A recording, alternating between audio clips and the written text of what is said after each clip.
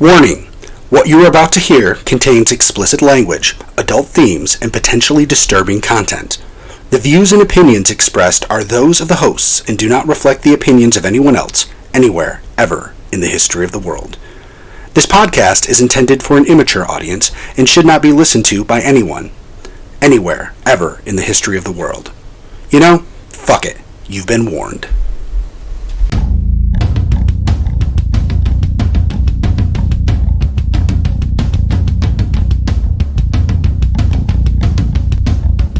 Ladies and gentlemen, dorks and dweebs, nerds of all ages, GeekPod Network Productions is proud to bring to you the most electrifying middle-aged guys in Syracuse, the Doctor, Hugh, the Pod Whore, Paul Showens. Alone, they are single geek beacons in a dark cop drama world. But when the mics go hot, they are GeekPod. God, that's right!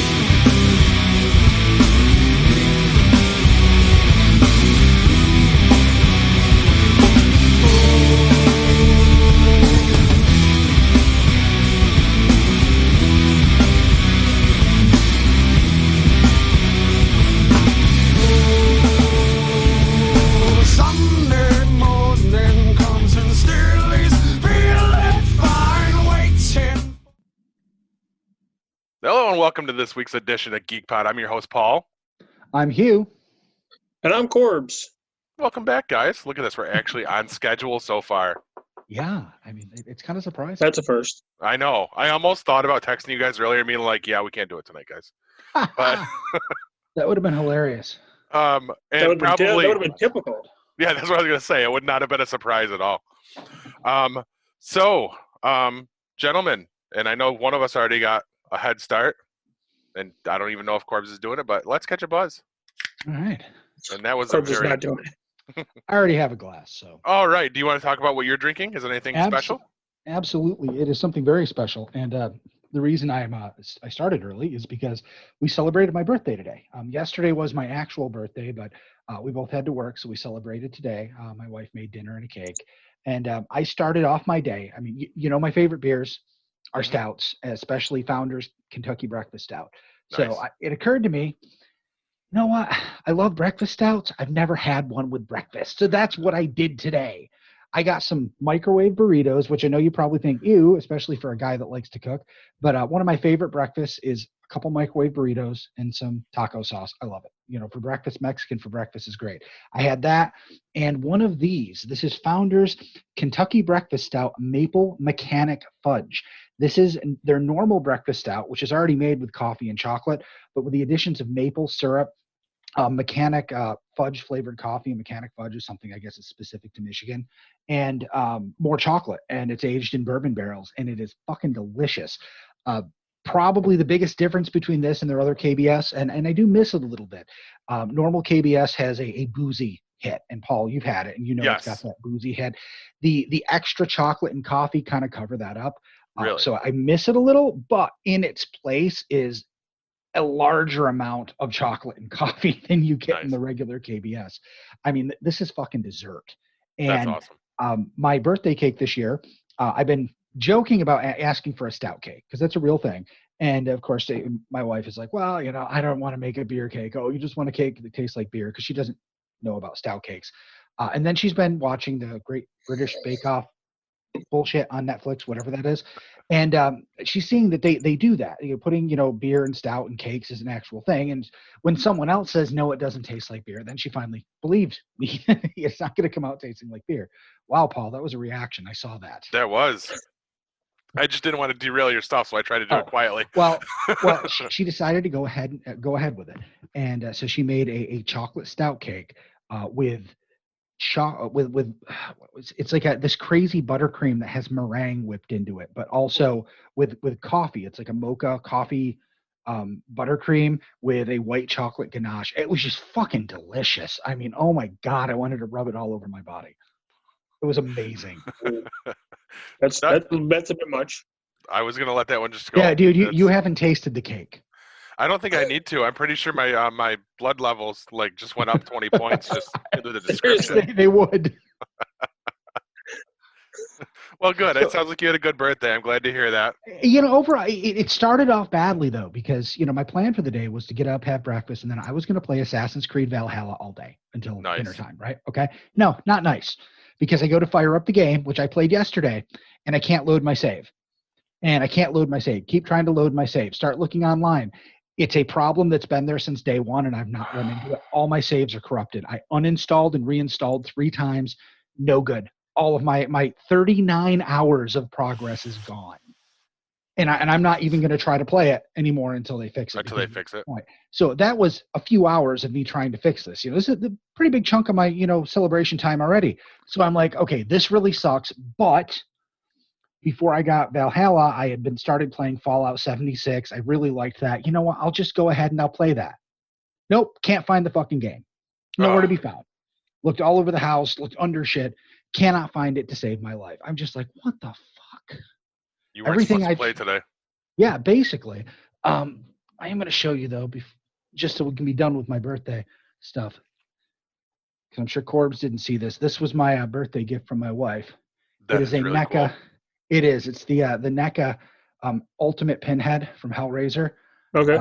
Multiple hands, multiple heads, multiple puzzle boxes. Even it's just fucking amazing. It is, and being NECA, that is like a quality, high quality, top of the line collectible. Like they are a quality brand. That's not like a $10 figure at Walmart. Right. Yeah, it's the Ultimate Pinhead, and it's really awesome. So I'm super happy about that. What are you drinking, Paul? I am drinking a cherry pie pastry sour ale. I'm going to try and put it into the screen again, but I'm still working out this whole green screen thing. But there will be a picture. I already sent the picture off to Laura, who was not impressed with my comments last week. She was very quick to point that out, which we knew was going to happen. But this is by Stoneyard Brewing Company. It doesn't have a cool write-up on it like most of the ones we have. It just says, life is just a bowl of cherries. And now, I told Hugh about it before we started recording what this was, and he goes, ooh, it's a sour. I'm not sure about that. Well, he's wrong, because I really like this. It's a different taste, but this is really, really good. And if you're just listening to the audio and not the video that I probably haven't put up by the time you're listening to this, the reaction he was talking about, like literally it was like, ooh. Right? Yeah, I was worried that a sour that's outside your normal palate for beer. What you just yes, but I that's for the new, I guess we'll call this new season of Geek Pod. I want to call it a new era because we did that last time and then we put out one episode. Yay us! That's going to be my thing. Is I'm going to try and find things that are out of my comfort zone for the beers. And I'm definitely going to stay the fuck away from IPAs because we know how I feel about those. I mean, if you want me to review those, I might as well just go get some Dawn dish detergent and call it the same thing. So that's what I get out of it. I get a soapy taste out of IPAs for whatever reason. You probably think cilantro tastes like soap too, don't you? Does cilantro taste like anything? Well, there are two kinds of people. It's There are people, cilantro. yeah, but it's an actual quantifiable thing. Like half the population loves cilantro, the other half thinks it tastes like soap. Like Lana thinks it tastes like soap. She can't stand it. I've never got a soap taste off it. I really don't get much of anything. I'm like, I don't know why we're using this. But maybe that's just because the cooking in the house. Not using enough. Or properly, probably. I'm just saying. And that's, I really shouldn't complain since I'm not the one that does any of the cooking. So You shouldn't complain. I don't. So what does that taste? What does that taste like? There's strong cherry hints, definitely. Yeah. That's really most of the taste I get, but then you get the weird like aftertaste that kicks, which I'm assuming is probably the sour. And it's very good. I will definitely drink 3 out of the 4 of the pack that I got because I think also, well, unless I'll drink 2 if you want me to save one for you as well, Corbs. But we know that our resident beer genius over here, as I put it on his birthday tribute yesterday, I'm definitely going to be saving one of each of these for him. Well, so I'll drink 2 and I'll save one for each of you guys. So when the world finally unends, we can all get together and actually have some beers together again. Which by that you mean in January you'll be like, fuck, I have 12 packs to give these guys. Right, we have to do something. Drink them on Zoom. Right. Just I'll come over and do deliveries on your guys' steps and then we'll just drink them that way.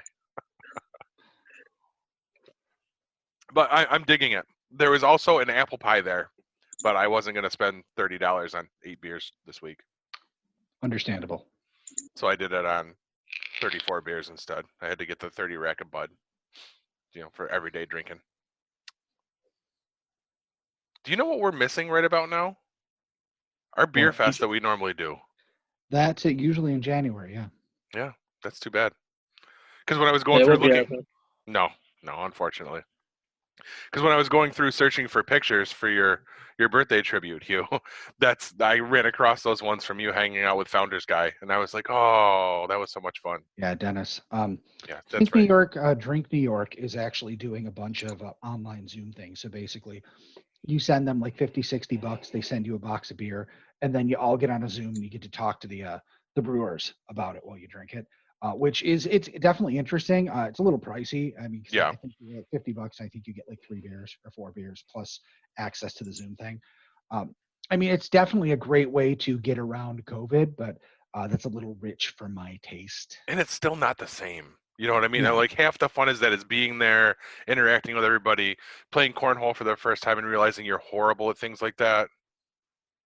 At least one of us. I'm not. I was terrible. Really? I think I got one on the board the whole time, didn't I? Yeah, Paul, when it comes to cornhole, maybe you're a catcher and not a pitcher. Who knows? No. Seriously.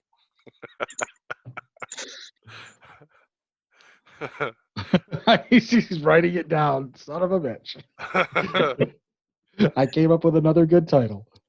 I think that is basically the norm, isn't it? Like usually it's something that comes out. Actually, Lana used to be good. She used to come out with this weird shit, and we would all just stop, and I would write. So, okay. So boys, Scotch Geeked. Corb's letting you go first. He looks like he's in a panic.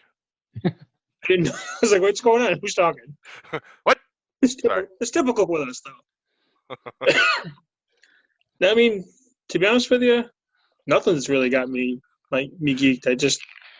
I've been, sitting around watching movies and making sure my kid goes to school every day. Oh. Wait, is he going 5 days a week? Yeah, at home. Oh, I gotcha. Yeah. Yeah, I didn't send him to school. Well, he's got a thing, doesn't he? When he probably shouldn't be in there. Well, he's got allergies, so. And so they already assume that he's diseased the moment he walks in because he's starting to. Yeah. Exactly. Yep. The first thing that came out when they were talking about going to school was, well, if your kid coughs, sneezes, burps, farts, looks in the wrong direction, they're not even going to send him to the nurse's office. They weren't going to send him. Yep. They're immediately just going to call you and you got to come get him. And then he's got to quarantine for 2 weeks. To get a test. Mm-hmm. Quarantine after that. And then have a note from the doctor that he could go back. And a blessing from the priest. Seriously, I was like, it's not worth it. If he sneezes once in the middle of class, everybody's gonna freaking duck and cover. Yeah, and he does the shame walk out. Yep. Right. So I was just like, it's not even worth it. So we just kept him. I just kept him home. I made the decision to keep him home with me, and they were only going 1 day a week. Oh, really? So what's the fucking point of Why going bother 1 day a week? Yeah. Right. He goes 1 day. They're supposed to go Monday, Tuesday, Wednesday, Thursday, or Thursday, Friday. They're off on Wednesday no matter what. I mean, they still got to log in, but they don't teach on Wednesday. Wow. Or anything like that. It's basically for like attendance. If kids have issues or questions, they can reach out to the teacher, and the teacher can you can go one-on-one with the teacher at that point. Type of thing. But I was like, you know what? It's not worth it. No, it's definitely not the same. Yeah. Just kept him home with me. So, and then, unfortunately, the way it's heading now, it's like we're going to all be back in fucking quarantine anyways. So. Wait, we got out of quarantine? Well, nobody fucking told me. You didn't get the memo. Wait a minute. I mean, you could get out and do shit. I went out and played golf 38 times a week. I haven't been playing golf. I leave the house to go grocery shopping once a week since March. You went out hiking. I saw pictures on Facebook. You out hiking. I'm just kidding. You just ruined his bet. What the hell? Yeah. So, I mean, other than that, I mean, I'm just sitting here, with my finger in my ass. Everybody needs a hobby. It's a good hobby, but maybe he's the catcher, not the pitcher. No. I definitely pitch. That's what everybody says. No, you can ask my girlfriend. Yeah, we're not to going do that? to. Well, we could. All of a sudden, she pops up on the Zoom. So she's like, "No, I am the pitcher." You laugh. Last time we did this 2 weeks ago, she was supposed to be here when I was doing the podcast like this, so she would have been here for it.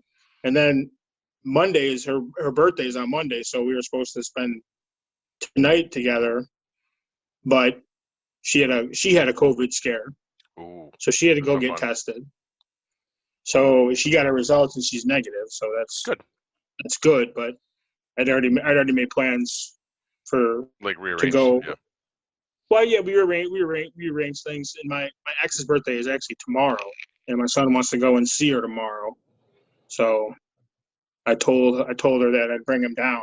I'm not going to drive down there, turn around and drive back, and then drive back down there 5 hours later to pick his ass up. So I'll just go down there and stay down there with them. I mean, they're gonna go bowling, I think.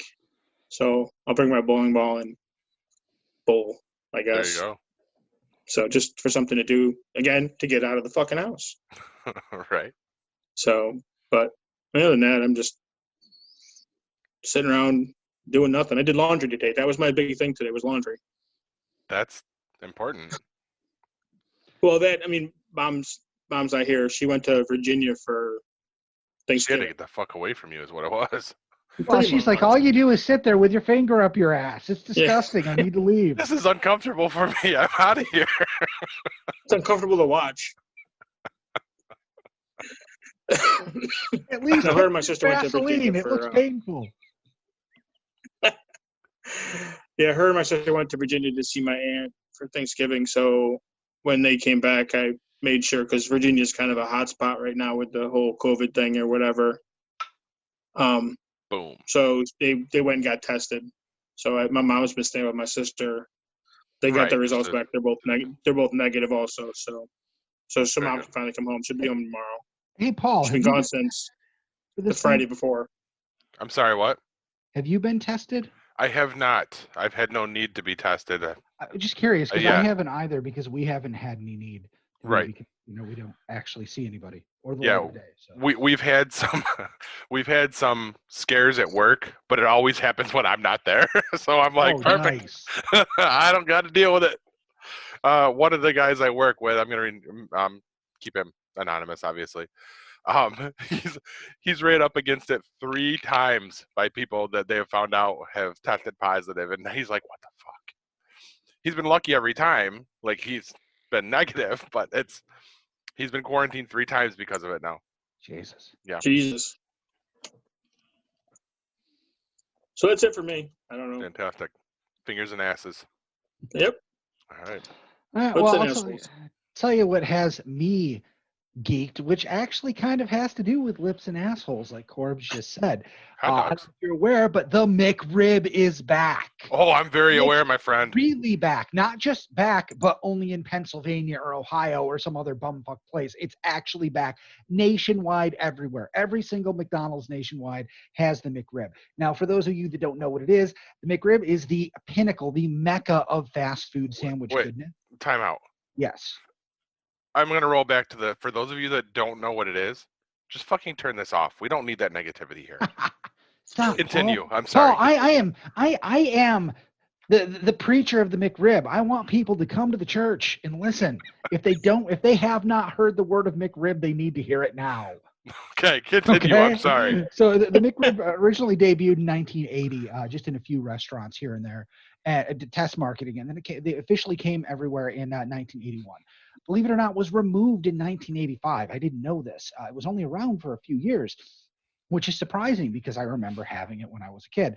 Well, it came back at 1989 and stayed on the menus until 2005 when it was released or unreleased. It was pulled back and you couldn't get it anymore.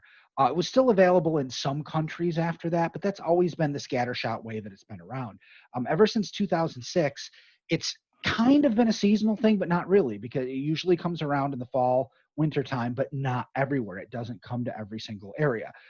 There are a lot of people who have done research on this, and they say that, it's funny because the McRib usually comes back big time when pork prices are low, and only then. Now, McDonald's denies this conspiracy, but who knows? It certainly seems like there's something there. What has you geeked, Paul? Oh, no, we're not done here. Oh, okay. With your McRib. No. Because that was what? The December 2nd was the day, right? December 2nd, I told my wife, I said, get me 3, right?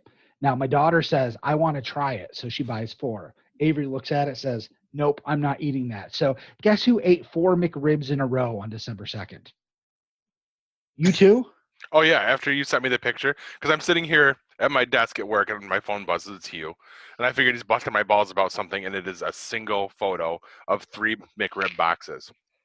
To which I believe I responded, MG in caps, it's back, ? Or I said it's back already, I think, because I knew it was coming. I didn't know it was this early. And I think I just got back a yes or an oh yeah. And I immediately, because I think it was within a half an hour of when my lunch break should have been, immediately ran upstairs and said, I'm going out to lunch. And I came back with 4 McRibs for myself, which is what I had for that afternoon. But no pickles. I removed the pickles. I don't change a thing on it. It's perfect. Did you notice, are there more onions on it now? There seems like there are a lot more onions on it. That's so good. It adds so much to the sandwich. Love the onions on it. But the pickles, I don't like the flavor with it. It screws the flavor up to me. Corbs, are you a McRib guy?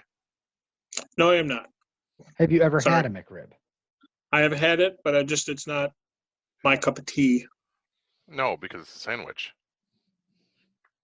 That was weak. Sorry. That was a stretch right there. I've been playing to an audience of 9 and 10. So I'm perfecting dad jokes really badly. To the point that as soon as they come out, I'm cringing. I know they're awful. So, yeah, I'm super excited. The line at our McDonald's was around the building. At the drive-thru. It's insane. Yeah, everybody was there. I think it's been 6 years since we've had the McRib here. Right. It's been long time. Elsewhere, but it's never been in our area. Mm-hmm. It's not right. No, it has such a following. There's actually a McRib locator app. I was using it last year. Yeah, because you can try to find out where sightings have happened of the McRib. So it's a whole thing. People go across country trying to find places that are selling it. And I mean, it's just a pork rib-shaped patty with a sweet barbecue sauce, onions, and pickles. And you notice they're both top buns. There's no bottom bun. It's a top bun. You flip it over, it's also a top bun. They're the same. Wait, you can't do that. You can't have 2 tops, can you? You can have 2 tops. That's what makes the McRib awesome. But the way there's no catcher. Wait. Wait, no. Paul, we're not talking about that. Here's a through line for the show. Okay, I'm done with that. My God. No, you're not. No, it'll come back around again. It's the McRib, not the McRibbed. I mean, it does look ribbed. It kind of does, yeah. But I mean, that's thick. I mean, come on. Right. That's real thick. Sorry. Ready One more to go. Yep. I need options. Gotta have options. That's what I'm told. What's got you geeked, Paul? With me, it's something I was supposed to mention last time, and our listeners did hear about it. The ad ran twice during the episode for us, but I actually wanted to talk about it in person, and that is the 4th annual Sci-Fi Horror Fest. It returns in 2021 with an all-new location. It's a family-friendly event. It's going to have new celebrity guests, new activities and attractions, as well as a diverse selection of vendors ranging from horror and sci-fi merchandise, artists, authors, tattoo artists, podcasts, as well as unique vendors like breweries and wineries. Sci-Fi Horror Fest will be held on August 27th and 28th at the Vernon Downs Casino and Hotel in Vernon, New York. Guest announcements will begin after the new year. And for all of the upcoming information, including tickets, vendor space, and sponsorship packages, go to www.sci-fi-horrorfest.com. That's sci-fi-horrorfest.com. And please note, dates of the event are subject to change due to any lasting issues from COVID. Let's keep our fingers crossed and hope they do. Yes, and I know why you're saying that. As it stands, I may not be able to be there because that is the weekend we would be celebrating my daughter's 10th birthday, Yes. which I'm sure COVID withstanding, whatever. I mean, that would be a big party and such. And it's not to say that I might be counted out of the entire weekend, but I mean, it's not like I can leave and all right, honey, I got to go be a geek. Right. I mean, there's just going to be, clean up and all that. So I have to kind of figure that, it's probably I'm out of it Right. unless things turn out differently. Yeah. And as it stands, because we didn't really mention that part yet, as it stands, we are there. We're going to be set up for the weekend. That's okay. Did I blow up your spot? No. And I think I've got a 90% confirmation that I won't be there all alone. Corbs says he should be able to do that. Should be able to. So it's Saturday and Sunday, right? Yes, as I understand. Yeah, that shouldn't be a problem. Very cool. We should have a good time. We'll be there. It's during the fair, isn't it? I mean, as long as the fair really exists again. That's true. And if you're still with us, then there, COVID boy. Yeah. But yeah, it should be fun. I don't have any official guest lists yet because, like I said, they're going to wait till after the new year to announce them. I know indie horror author Loren Malloy is going to be there. I don't know if you guys know her or not. She's been a friend of the show, at least on Facebook. So I haven't met her. No, I haven't officially met her either. It's all been over the social medias. But she's a really cool chick. She's like I said, she's doing her own series of novels, as well as she's making some indie films. She's working on one right now called The Devil's Lettuce. Actually, I never intended to bring this part up, but hey, I mean, let's give her some free promotion here. Devil's Lettuce is a horror movie she's doing about a group of stoner friends who decide they want to go party in a cemetery. And that's gonna end well. They decide they break their bowl, their piece they're smoking from. So they decide to decide that's all right. They decide to smoke from a human skull. Which clearly, ends up badly. That ends well. Yes, it ends badly, and they become crazed, murderous freaks. So like everybody in the world right now. Yeah, like as one does. Yes. So good times. But I've been in contact with the promoter from the show. Her name's Tiffany Beth. She's awesome. She's hilarious. I think we're gonna have a lot of fun there. Actually, I have that as a written guarantee that we're gonna have a blast there, and I told her I am holding her to that. So. Nice. Son of a bitch. Yeah. And as soon as I heard that they're having tattoo artists there, there's a good chance I'm probably coming home from the con with a new tattoo. So nice. Yeah. You gonna get Catcher across your forehead? No. That's not where you want to put that. Right. That's not the most effective spot for that. No. That would be a tramp stamp. So on your lower back. That's right. So there's no questions at all when the time comes. Right. It's like, okay, we've got this figured out. We're good. Well, before we get off the what's got me geeked stuff, I do want to bring up one thing, and this isn't something that has me geeked, but by association, I feel like it's something I should mention because it's actually kind of a cool program. My ex-wife started a business. I don't know if you know this or not. Oh, nice. No. I mean, now I'm not going to say that, her and I are each other's favorite people, but she's Lana and Ella's mother. And yeah, I definitely want her to succeed, especially if she's succeeding. She's not bothering me and mad at me about stuff, so right. Awesome. I'm glad her life's going well. She started a business and it actually is kind of cool. Now her whole thing is vegan eating, but to the point of wanting to lessen your impact on the environment, because she believes that eating animals and all the things that come with raising animals and stuff has a negative impact on the environment. So she's been the kids are both eating like that now. They're both vegan. The business she started, it's called Your Kind Kitchen, and you can find it on Facebook, and they have a website, yourkindkitchen.com. And I'm giving her this free plug because I was kind of impressed because it came out this week. They're starting subscriptions for it. It doesn't actually begin until the new year. But when I looked at it, I was like, wow, this is put together really well. Basically, what they're doing is they're putting together a week's worth, I should say a work week's worth of meals that are all, vegan, no animal products, GMO, organic. I don't know. I don't know that shit. I eat McRibs for fuck's sake, but it's really good food. Okay. There are pictures of the food on the website. It all looks really good. And here's the thing that really caught me, because usually eating healthy is really expensive. It is $50 a week per person. Okay. Nice. That's $10 a day, 3 meals a day, breakfast, lunch, and dinner for $10. At that kind of price, I mean, I'm considering trying it for a week. Yeah, trying it just for a week, just to support her, to show, I mean, yes, I'm not going to live my life like that, but I don't think that it's a ridiculous idea. I mean, for people that can afford it and care about those things and don't love meat like they want to cuddle with it at the end of the night and, rub it and take it home and show it to mommy. It's a great thing. That's not a bad thing to do at all, and that's a super reasonable price. And yes, I'd like to see her succeed. So I wanted to throw that out there.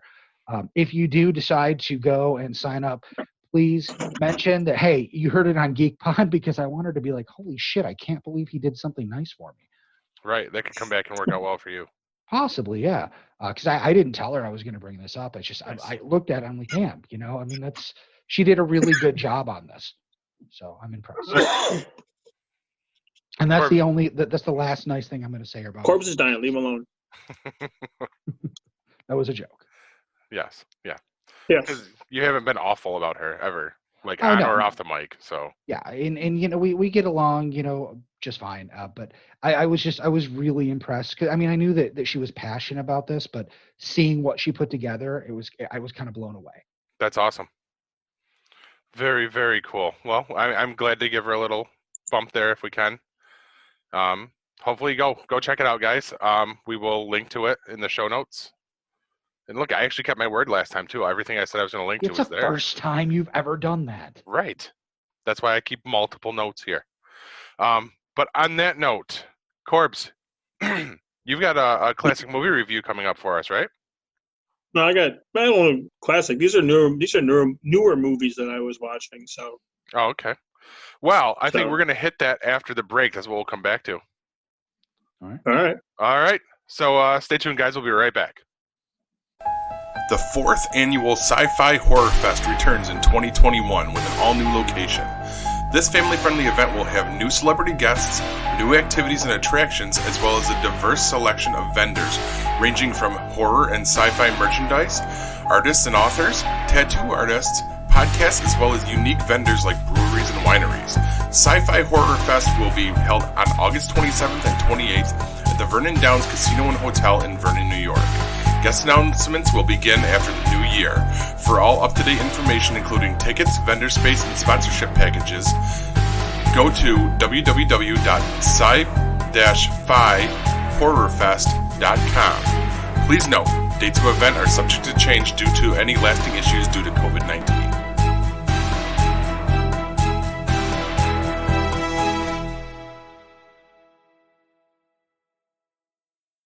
All right, and we are back, and we're going to go into Corb's movie review. Corbs, what have you been watching this week? All right, well, I've actually watched a couple of movies. A couple movies that I liked and I would recommend to watch. I'm not going to go through all of them. I picked 2 that I'm going to go through. But I watched It's a Beautiful Day in the Neighborhood, the movie about Mr. Rogers with Tom Hanks. Yep. That movie was phenomenal. I showed my son, he'd never seen Mr. Rogers, the original TV show. So I pulled it up on my phone, and I had A Beautiful Day in the Neighborhood on the TV, and I showed him a picture of Mr. Rogers and Tom Hanks as Mr. Rogers, and I said, you can't tell the difference. I mean, it's Tom Hanks, you can tell it's Tom Hanks, but they look almost identical. I was shocked at how close they looked. That movie was fantastic. If you do get a chance to watch it, it's very good. It's about an article that somebody in Esquire magazine wrote about him. Nice. So it was very good. Other one I watched is called Black and Blue. It's about a New Orleans rookie police officer witnesses an undercover cop kill a drug dealer. Okay. And then they go through New Orleans trying to find her. She was wearing a body cam, so it captures everything on camera. So they go through and they try to get her to get the body cam back, and they try to kill her, stuff like that. So that one was pretty good too. The other two the ones I'm going to talk about are two movies that I really wanted to see before the pandemic started. The first one is The Gentleman, Matthew McConaughey, Charlie Hunnam from Sons of Anarchy. Paul, you'll know that. Yes. Hugh Grant, Colin Farrell. It's a Guy Ritchie production. Matthew McConaughey is a drug dealer. Kind of far off stretch from his normal Who does character. he play in the movie, though? He's a drug dealer. Okay.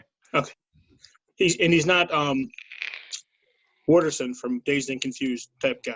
He's like a businessman. He owns the best weed in all of England.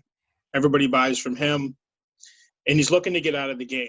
He wants to sell his business to somebody so that they can take over and run his business for him. And Charlie Hunnam is his bodyguard. Oh, nice. It's told through Hugh Grant. He's a reporter that was following them, and it goes through and it tells you, and, he basically says, well, this is what's going on.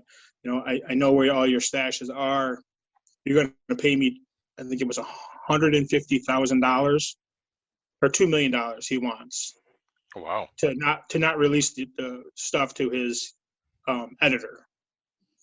So the editor was only going to pay him like $15,000 or something like that for the information. So he's trying to play both sides. So it goes through and it tells you, it starts out with Matthew McConaughey sitting in a restaurant, and it cuts away just as somebody shoots somebody, and you think it's McConaughey getting shot, and it goes back like 3 days before, and it shows you how Matthew McConaughey's character decides to sell the business. Him and his wife want to get out. They want to retire. They're looking to sell. He's got 3 like pot houses that he grows the marijuana in, and he wants to sell it for $400 million to some guy. It's supposed to be a friend of his.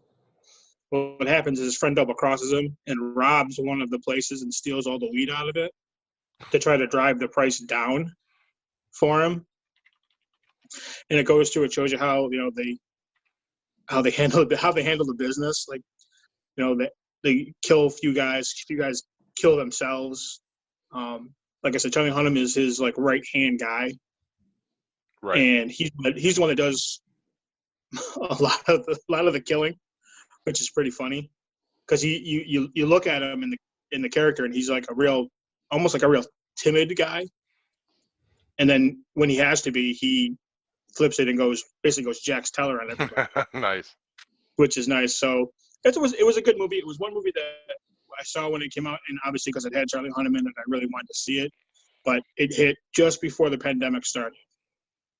See, I wasn't even sure it had come out. What's that? I didn't even know it had come out because I saw the previews for that one too, and it looked cool. Yeah, it actually came out at the end of January, beginning of February. So it was only really out for about 6 weeks. So it really didn't get a good run at the theaters. And I had been looking for it, any place I could find it, to watch for free. And I was sitting here in the living room at the house, and I went on Fios to their free movies. And I saw it on there for free, and I'm like, ain't that a bitch? So I'm like, I had until Wednesday night. It was Monday night. I had till Wednesday night to watch it. So Tuesday, when I put my son to bed, came back on the living room and rented it and watched it. That's awesome. So yeah, I was like, this is great. I mean, there's some good parts in it, some funny parts in it. There's some slow parts in it, obviously. Colin Farrell is a boxing coach that at one point was on the wrong side of the law, but he kind of straightened his life out. But he gets pulled back in because his boxers, the guys that he trains, are the guys that steal the weed from Matthew McConaughey and Charlie Hunnam, and he decides to make it right by working for them for a little while. Kind of like a trade-off. So, Yeah, like a trade-off. Exactly. So like I said, I mean, it was a good movie. It was a movie that I really wanted to watch. I'd been looking for it, finally found it. So I took a shot on it. I liked it very much.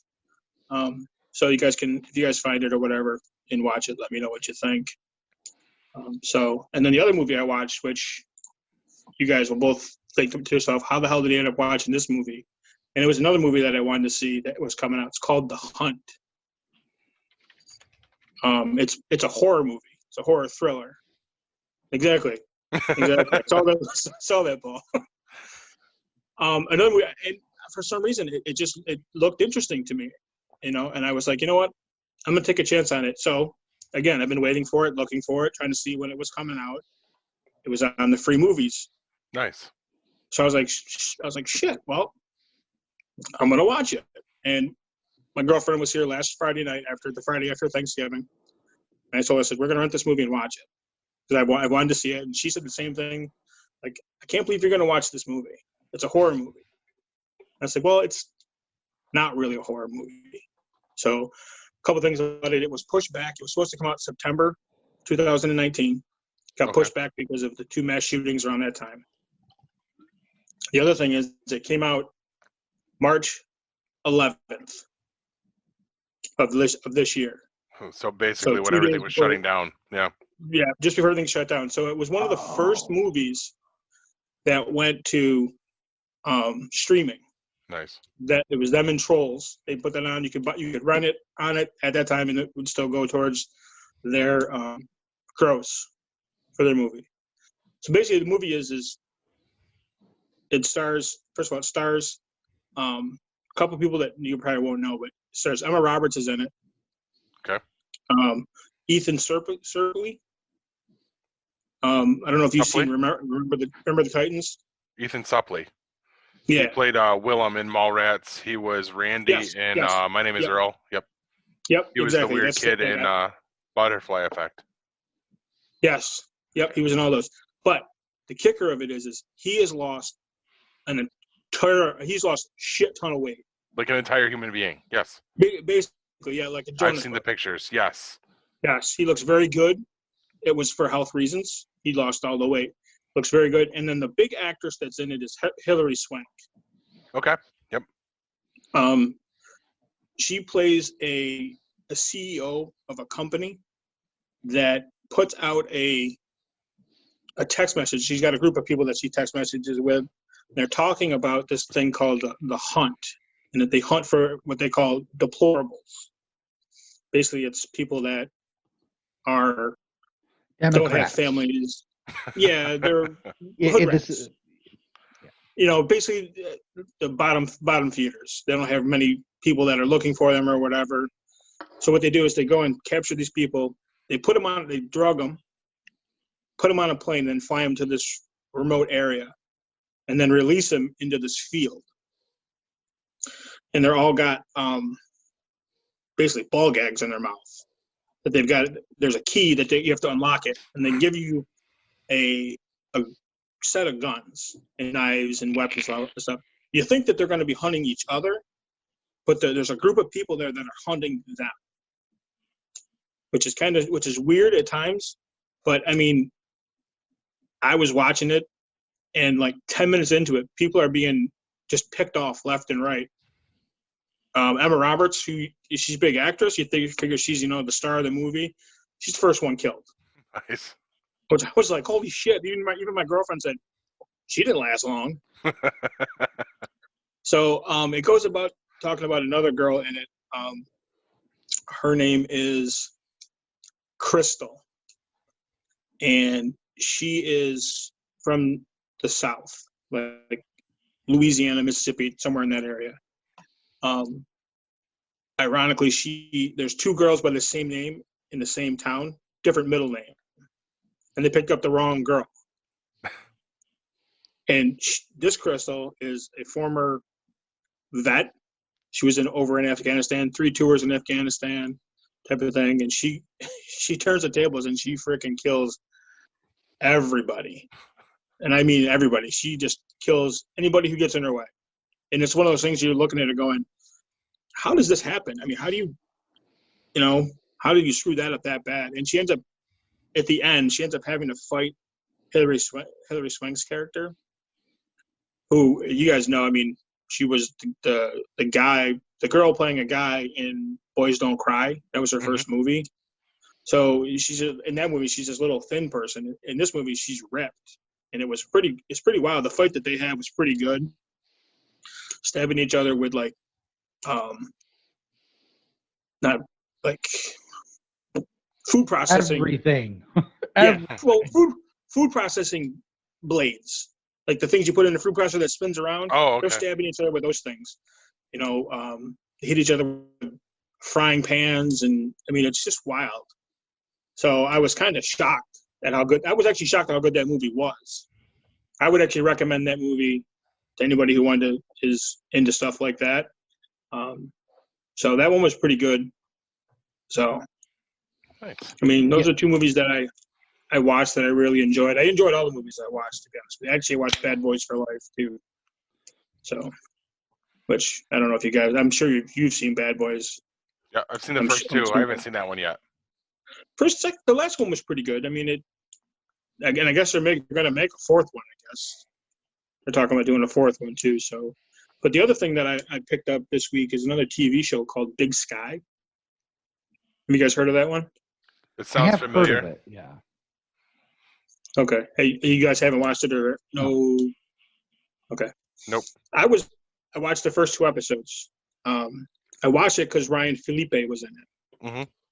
I like him as an actor. He's pretty cool. And John David Carroll played Eastman on The Walking Dead. Okay, I know who you're talking about. I don't know the actor. I can't remember if that's his name or not. But yeah, he played Eastman, and then Brian Garrity from Chicago PD. He's in it. John David Carroll or whatever his name is, and Brian Garrity. They play two guys that are into human trafficking, but they're doing it out of Montana. Okay. And they're shipping people across the Canadian border and sending them off to be sex slaves. And Ryan Felipe is a former police officer now running a private investigation firm, and his ex-wife is working with him in this firm, and then the girl he's sleeping with is also working in that firm. So you can see where that would be a giant issue. But what happens is in the first episode, there's only been 2 episodes so far. The first episode, at the very end, Ryan Felipe gets shot and killed. And I'm like, well, that fucking sucks. Right, click. Right. I was like, well, that was the reason I was watching this TV show. What it is they kidnap three girls. One girl is a guy playing a girl. So a dude. And then 2 sisters. One of the sisters is dating Ryan Felipe's and his ex-wife's son. And that's how they get involved in the search for them. So that what ends up happening is Ryan Felipe is killed in the first episode, and his wife and his girlfriend are the ones that are now looking for him. These 2 girls, actually these 3 girls. But it's a whole thing about I think 13, 14 girls in the past 2 years have been kidnapped up there. They're all like sex workers and prostitutes at a truck stop. So people are like, well, they don't have any family. Nobody's going to come looking for them, type of thing. So that's who they've been kidnapping. They kidnapped the 2 girls that have family, and people are not looking for them. So now it's about how they go about finding them, and then how they're trying to keep them from finding them. And John David Carroll's character is a trooper. He's a Montana State trooper. So they're going to him with all these questions and asking questions. The two ladies are looking for the girls, and he's trying to lead them away from everything. Gotcha. So I liked it. It was pretty good. Like I said, only 2 episodes in. So the question, Corbs, is: did you watch Supernatural? I have not yet. You've had 2 weeks, man. Wow. Yeah, I know. You know what, though? How could you let me down like that? I let you down, too. I said I would get in on the challenge. I haven't done it either. Yeah, but Paul, you never keep any of your promises, so I'm used to it. No, I will, but, though. It is on the list. I will start watching it probably after this weekend. Obviously my ex's birthday is tomorrow and girlfriend's on Monday, so But after that, yeah, I want to start watching it. So 2 episodes from now, let's plan it because I have actually got a Netflix subscription now, and I can actually start it as well. So Okay. because I think it's a good idea. Maybe we'll do 1 or 2 episodes, and then we'll discuss them on the next episode of ours. Okay. And if everybody likes it, who knows? Maybe it becomes a segment. That would be good. Okay. Yeah, that's fine. That's fine. And you get to be the wizened guru leading us through it. Well, I would love to go back and rewatch all of those. Man. Right? It's just an excuse for you at this point. Yeah, really. I was thinking of doing it for fun. So. Well, now it's show prep. So there you go. I don't know if that makes it better or worse at home, but all I know is when I say show prep here, I get the big eye roll. So. From your wife or from us?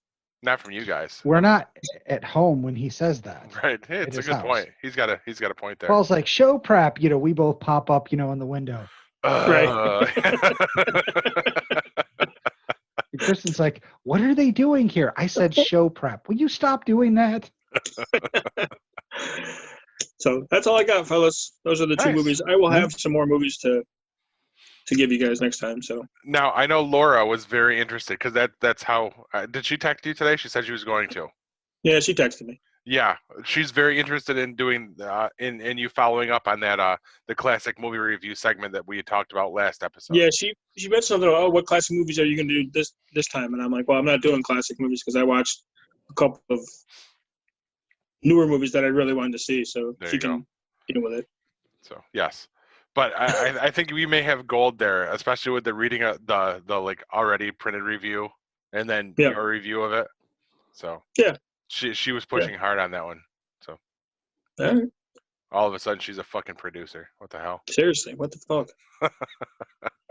Don't talk to her for like months, and then all of a sudden she's like, "What are you doing? How are you? What have you been doing?" Laura. That's a good point. Yeah, that's Laura. That's her MO. So anyway, yes, Dr. Hugh, you said you wanted to discuss a serious topic. Actually, I actually do, and this is not a bit. Although I may say some funny things, this is definitely not a bit. I do not want anyone to take this the wrong way. I'm actually looking for feedback from A, both of you, and B, from anybody else out there. But I wanted to talk about inclusive language because that's come up in my life recently, in the past week or so. And I don't want to act like the Neanderthals, like, oh, I don't understand anything. It's not like that. But it's come up in a few places. For instance, it was brought up, by a customer at my job that, you can't call deaf people. You can no longer say hearing impaired because apparently that's offensive. You can't. It's weird because I'm finding myself in a situation where I've been dealing with a business that caters to the hearing impaired and the deaf, but you're not allowed to say that anymore. And it got me thinking. That's all I got. And maybe it isn't that big of a deal, but that's what the customer told me, is that you're not allowed to say that. They were complaining about some verbiage on our website. But that wasn't even the thing that I wanted to talk about. But go ahead, Paul. I want to hear what you have to say. So what are you supposed to call them? Let me move on. All right. I'm sorry. No, it's okay. So Damara has been sending her book out to traditional publishers, and she's having to come up with taglines because you have like a very few first sentences to try to grab their attention, so they don't just put it in the spam. And one of the big things is they say they want neurodiverse now, okay, which means that they want stories about people who have issues, but you can't say disabled. You can't actually say neurodiverse. You can say I'm looking for neurodiverse stories, but you can't say that in a title because it sounds weird. Because here's the thing: her story is about a girl that has a tic disorder, like Avery does. Avery has Tourette syndrome, and that's the character in the book is named Avery. It's based on our daughter, and she's trying to figure out, like, for the back of her book, what is the blurb? How do you say? The gist of the story is a girl does not let her disability stop her from achieving her destiny. Let's just say that that's the verb, or the idea of it. You can't say disabled. Okay. A girl doesn't let her tic disorder. That just sounds weird. A girl doesn't let her neurodiverse, which isn't even good English. It's like there's no acceptable way to describe that. I mean, we sat at the kitchen table and we're like, what the fuck are we supposed to call this? I mean, I understand that the term neurodiverse is fantastic because it covers a lot of different disabilities and it's not offensive. But when you're actually referring to it as in a person, how it affects that person, that word doesn't work. No. So I'm curious, is there a handbook for this? You know what I'm saying? I don't know, because I mean we considered, I mean, both of my kids fall under that same category. But Madison with her Alexander disease, which is a neurological thing, and Kylie with her ADHD. So they are both neurodiverse. And I mean, this is the first time I've heard this. Madison is disabled. That's what it's been since day one. If it's wrong, I'm sorry. I mean, we all know, Jesus Christ, I am not a politically correct person to begin with. Yeah, but this time it's not on purpose, you know? Yes. No, I mean, like as soon as you said that, I'm like, well, what the hell do you call it then? Yeah. So that's kind of... Especially for something in basically promotion. Like, how do you do it? Yes, that's what we're running up against. And I mean, if anybody knows, if there's a handbook for this or rules, and I'm not saying that in a tongue-in-cheek way, I mean, I don't want to offend people. And I understand that we're in a world now where some people joke about, oh, everybody's offended, but it's also the world we live in. So, you know, especially, you know, me being in a position where, you know, we have this public facing geek pod thing. You know, I'm not going to go on here and start talking, you know, using words that would, you know, could cause us a lot of problems. You mean the words that you usually rein me in on? Those kind of words? Yeah, exactly. But I am kind of wondering, you know, if you're not on the cutting edge of this thing, I don't even know what to call it.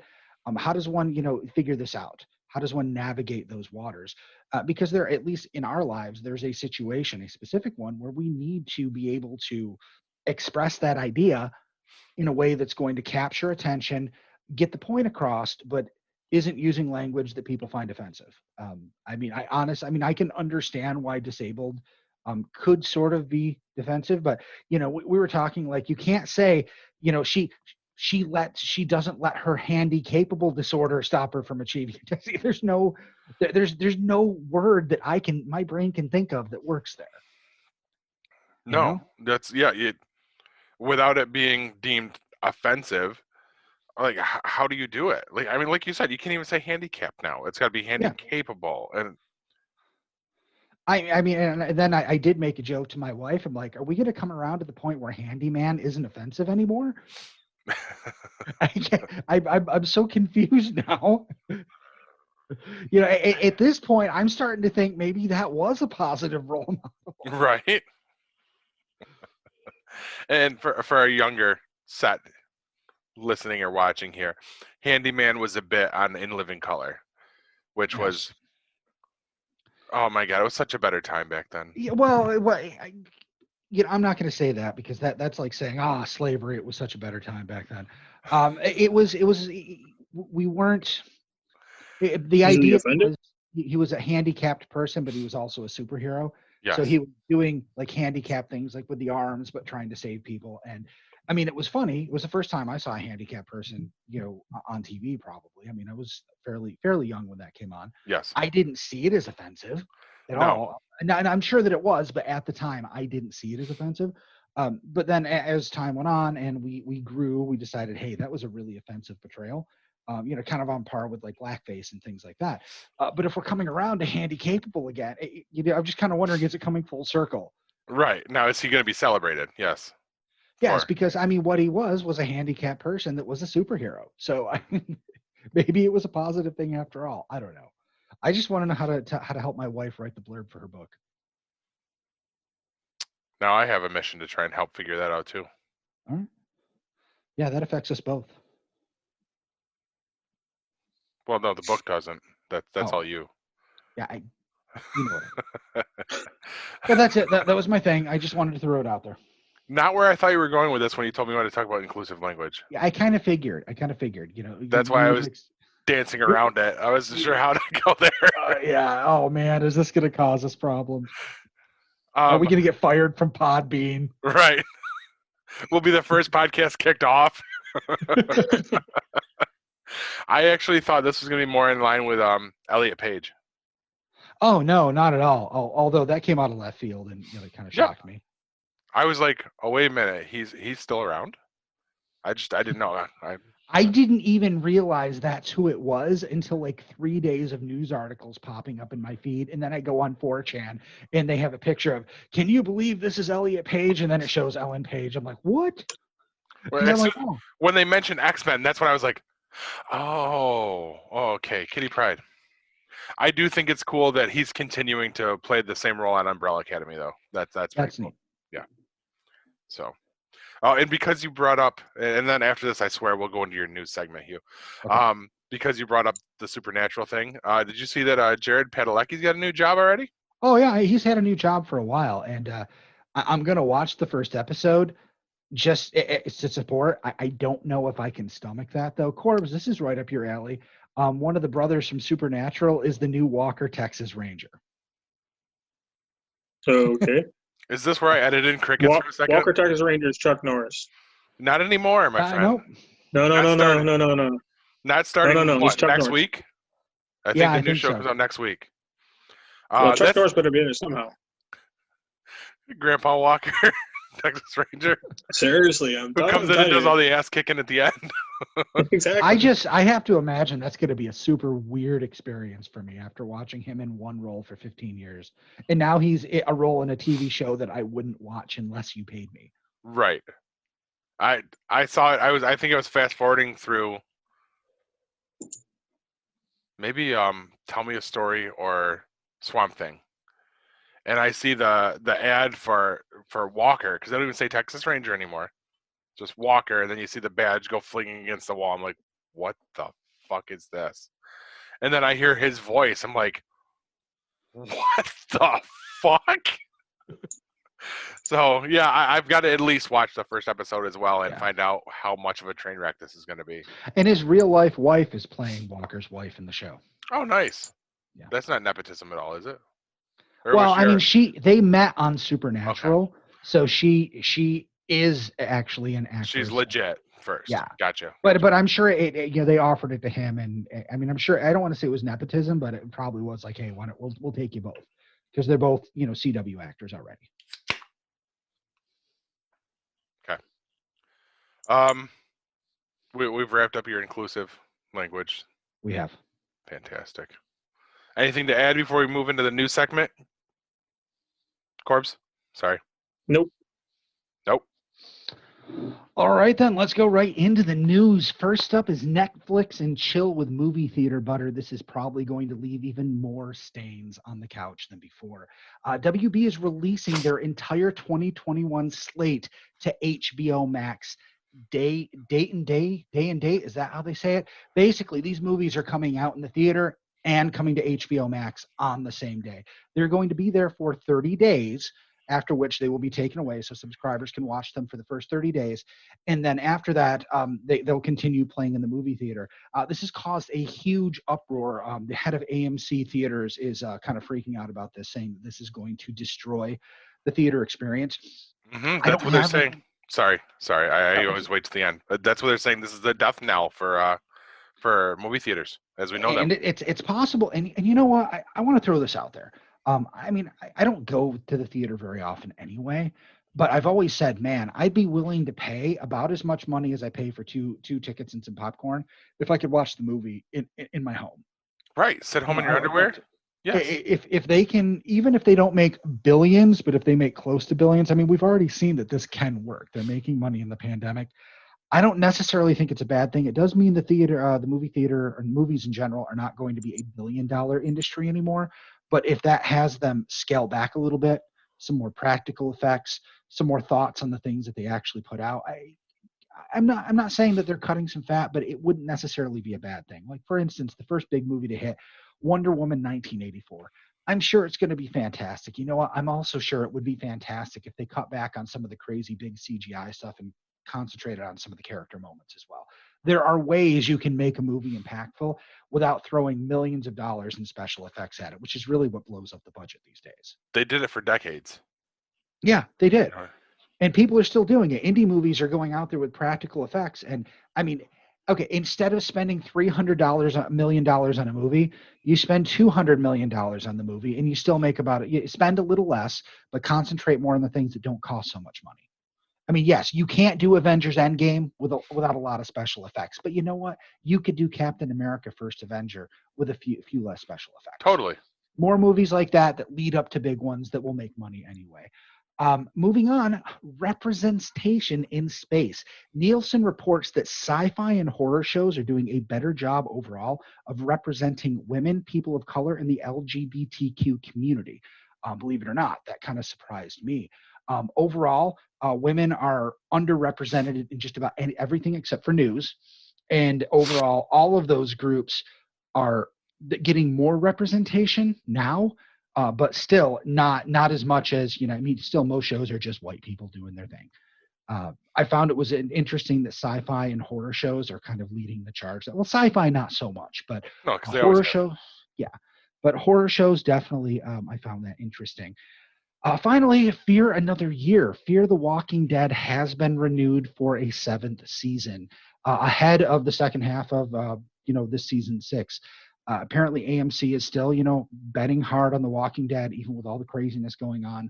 They don't show any signs of slowing down with their support. And I don't know how you guys feel about it, but now that Fear has wrapped up the first half of its season and World Beyond wrapped up its first season, some of the strongest Walking Dead stuff we've had in years. It's been great. Oh my God, World Beyond was phenomenal. Oh, phenomenal. And I broke the news to Kristen, because I didn't know it was a finite series until you said it last episode. I told her, and she legit said, "What the fuck, Hugh?" Because I told her you're the one that told me. So. It's not my fault. Right. You didn't make the decision. You were just you were the messenger. So. Yeah. But, at the very least, we have, one more season of that to look forward to, and at least one more season of Fear the Walking Dead. We'll have to see where it goes after that. And that's the news, kids. Now I am going to recount the number of beers I have in my fridge. It keeps going down, and I think there must be fraud. Paul?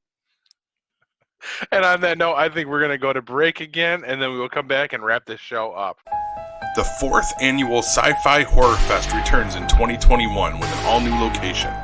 This family-friendly event will have new celebrity guests, new activities and attractions, as well as a diverse selection of vendors, ranging from horror and sci-fi merchandise, artists and authors, tattoo artists, podcasts, as well as unique vendors like breweries and wineries.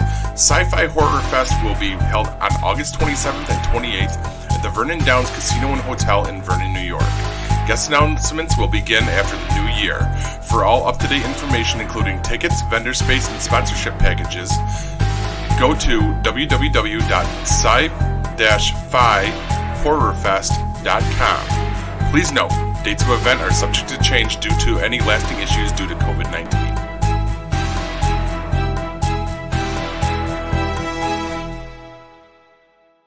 Well, welcome back. As I'm such a big reader, let's go into our book club. What do you guys got? Hugh, you want to go first? You want me to? Well, besides the fact that was just gold, I didn't read anything. I completely forgot about the book club. I got nothing. All right. Well, I scrambled this morning because, I had a big day. And I saw something interesting on the list that came out this week, and coming out from Marvel, it was MODOK, Head Games #1. It's from Patton Oswalt and Jordan Bloom, showrunners of the upcoming animated Marvel's MODOK show on Hulu. Comes a journey into the mind of one of the biggest heads in the Marvel universe. MODOK is the ruthless and brilliant leader of the terrorist organization AIM, outsmarting heroes and outmaneuvering his cutthroat colleagues gunning for his position. But when he begins to be haunted by memories of a family he never had, it leaves him unsure if he is losing his freakishly large mind, or if perhaps there's a lot more to this enormous mind, or if there is something more sinister behind these visions. Who gives a shit about MODOK? I just loved all the puns in this. Oh, that was good. That was good for sure. And Patton Oswalt is writing a comic book. Everybody's writing a comic book these days. I'm not. Maybe you should. You're in charge of your life trajectory, Paul. Yeah, I know, and it's crashing into the ground. I did read, though, that apparently Daredevil's a chick now, so that's cool. Wait, what? Yeah, apparently there's a new Daredevil. Matt Murdock is in prison for like the next 2 years, and this is the new. This is how things are for now, and Elektra is now Daredevil. Okay, it wasn't good enough that she was Elektra. Okay. Apparently not. Okay. Yay, equality. So that was the book club. Well, if you didn't read anything. Well, you know what? If you look at hard. it this way, though, I mean, how many Elektra comics have been canceled? I mean, that is, people say, well, why don't they just, do their own book instead of take over, another character? Well, they do that and they get canceled. Right, because it doesn't work. Yeah, so I mean, maybe this is a good thing. Well, I mean, we'll give it a try. Not that I read Daredevil. I'm not going to give it a try. I didn't care about Daredevil. No. If I've ever done an arc of Daredevil, it's never lasted more than 12 issues, and that's when Kevin Smith was writing it. Guardian Devil is amazing, by the way. Go check that out instead of Elektra Daredevil. Just saying. Well, the book came out on Wednesday, and it's already selling for $1,000 on eBay. Holy shit! Yeah. Jesus. Apparently, the Batman Catwoman book is also pretty huge. Excuse me. That's right. I'm going to read that. I have not yet. I don't know much about it. I just know that Aaron, the co-host on This Week in Geek, called me from the comic shop in a panic, wanting to know if I wanted a copy of it. I'm like, no. But it's already gone. I don't care. I don't need more books that I'm not going to read. So. And that's when you say, but Hugh would probably like one. I didn't. Oh, that's true. You're a big Batman guy. I'm sorry. That's my bad. And it was even in your birthday week. I am a shitbag. You're such a dick. I wish I could use that as a title. That'd be a great title. But I am a shitbag? Yes. That could be the name of your comic book. My autobiography. So, Dr. Hugh, you tell us off mic, of course, because they'd already know otherwise. You have a list you want to do for us. Oh, yeah. It's just a little brief thing I came up with this morning. I was going through my show notes, writing them up. And I realized that, today was a special day for me. And so I did things differently. And that got me thinking, what are the top 5 things that, poor middle-class people do on special days that other people might not do? So number 5, in my case at least, frozen burritos for breakfast. That was how I started my special day. Number 4, put on their best t-shirt and head to Applebee's. I can tell you I have done that before, especially in an anniversary or something like that. It's a big deal. Number 3, marvel at how fresh fish sounds good, but is never as tasty as fish sticks. I mean, when you're used to something like that, even the high quality food just doesn't taste as good. Number 2, and I'm sure we all know this, order a soda instead of water. Tell me you don't order soda when it's a special day and you can spend a little more money. Come on. And finally, the number 1 thing that poor middle-class people do on a special day is wear underwear with an intact crotch. I can tell you, I save my underwear that's all ripped out for the days I'm just sitting at home. If I'm having a special day, I want to make sure I have full support. And that's my list, Paul. That is phenomenal. I don't have underwear that has a full crotch. I'm just saying. I'm running out of them. I'm looking forward to Christmas because I'm down to my last few pairs that my crotch is not eaten away at. It's like I have moths under my balls or something. It's ridiculous. I mean, it's better than that goiter. Yeah, that's true. That's fucking great. It's not what I was expecting at all. So, boys, what do you think? We think we're about to wrap the show up? I think so, yeah. It's time to go take a poop and go to bed. I think we've murdered this thing enough. All right, so let me drop one more of my nuggets of wisdom on you guys. Adulting is when you thought you would die in your sleep from alcohol poisoning, but you didn't. Now, you have to drag your tired, hungover ass to work. Good night, everybody. And megabyte me, bitches. This has been a GeekPod Network production.